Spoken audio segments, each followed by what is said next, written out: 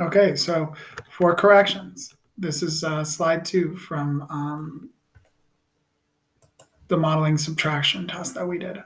So let's take a look. Again, we have 4 minus or take away -6. So we're going to fill out the question first. What are we being asked to do? And again, we've said this a lot, but subtraction means to remove or take away. What are we being asked to remove or take away? Well, it's the second number. It's the -6.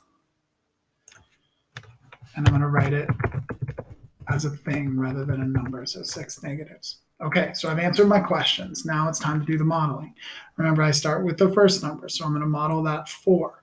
So I'm going to bring in my 4, and I'm going to model it out. And then I'm going to go back up here, and I'm going to read this, and I'm going to say, okay, I'm being asked to remove or take away 6 negatives. But as we've talked about a bunch, I don't have 6 negatives to take away. There are no negatives on the page.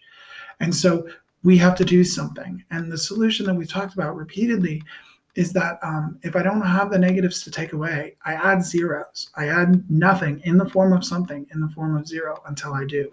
And to add zeros, it means that I have to add 1 positive and 1 negative.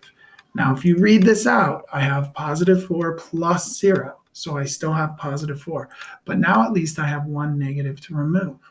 So I'm going to keep pulling those in, 1 positive for every 1 negative, until I have the 6 negatives I need. And once again, I'm still reading 4 over here because it's 4 plus 0.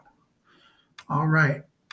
I go ahead and bring all of these together so I can just bring in the rest in one quick little move. Maybe not as quick as I'm describing, but quicker. Here they come. And now I've brought in a total of 6 zeros, okay? So I still have 4. See, I have 4 plus a big pile of 0. But now I can remove my 6 negatives because I've made it so that there are negatives on the page.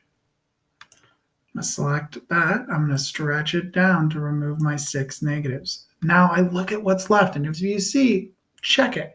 Did I start with 4? Yes, I did. I added in zeros, but it's still 4. Did I remove 6 negatives? Yes, I did. And what's left? It's all of this. And when I count that up, I recognize that I have 10 of something, and that thing is +10. What a lot of us are recognizing is that to take away 6 zeros is the same as adding in these 4 positives. And that is a shortcut that we're going to talk about and utilize later on. But for right now, it's important for us to recognize why that shortcut exists. And this is why we need to model out the subtraction completely. Hopefully this was helpful. Use it to do your corrections.